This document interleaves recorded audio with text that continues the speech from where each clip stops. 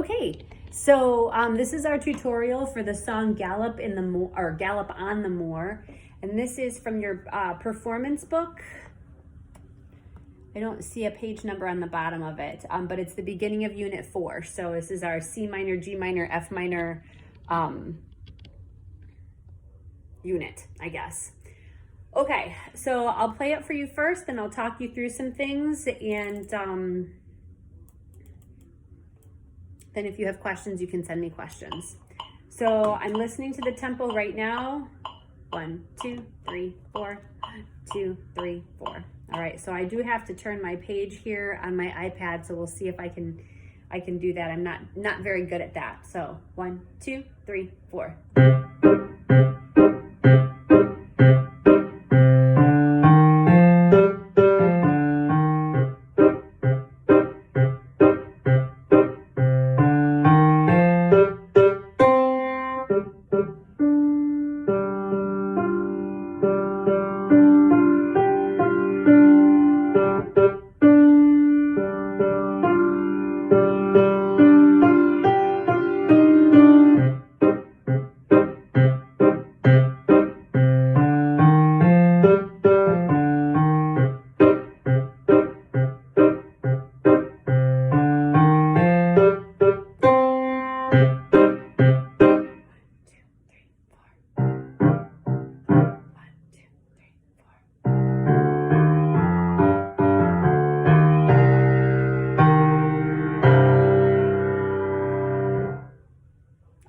I was going to turn it off.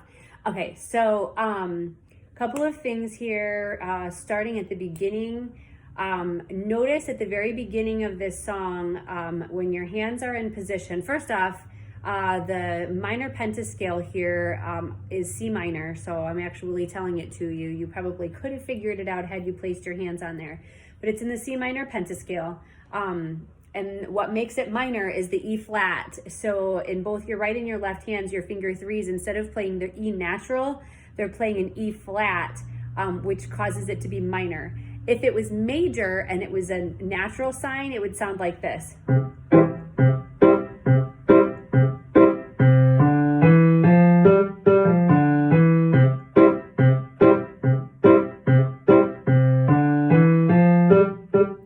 It sounds completely different.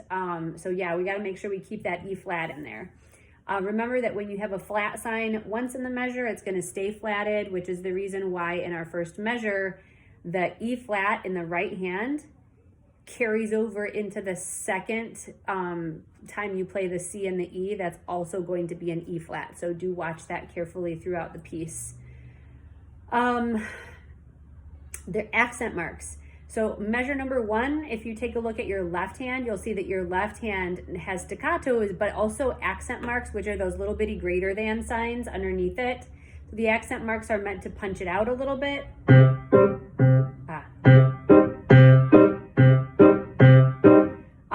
It doesn't always have it, because if you take a look then at measures 5 and 6, which is the end of the second line, they don't have accent marks. So there's going to be no punching it out at that point. So there's that. Sometimes we have staccatos like in the top line. Second line is legatos with sometimes a staccato in the middle. If you take a look at measures 3 to 4, measure 3, the beginning of measure 4, there's a staccato. So it's... Okay, so legato, legato, staccato, and then legato, legato, and then staccato again. Crescendo, and then diminuendo as well. So getting louder up until you get to that G at the beginning of measure 4, and then diminuendo to the end of measure 4. All right. At the end of the third line, we have a forte and an accent mark, so your right hand's going to play that pretty loud. And then right at measure 9, we're going to quiet staccatos, and then pedal with staccato, which is, it's a different sound. So the staccatos are important, the pedal's important, but it definitely doesn't sound like a staccato, and the pedal does sound a little bit different when you play staccato. Moving into the next page, same thing, we've got staccatos and a pedal along with a crescendo. Then we're back to what we did at the beginning with that accent mark. It's hard to do.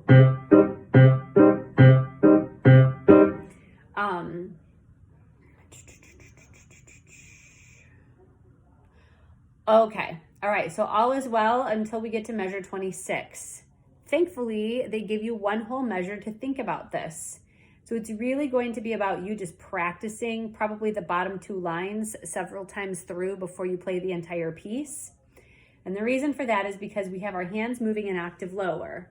So we're playing here on measure 25. Then they're asking us to move our left hand down an octave, which is why we have the octave sign. Our right hand is going to move down an octave too. And we know this because there's this little bitty bass clef sign that is right there in measure 26, at the end of measure 26. That little bitty bass clef sign is telling us that we are now going to have to think of that line instead of in treble clef, we're thinking of it in bass clef.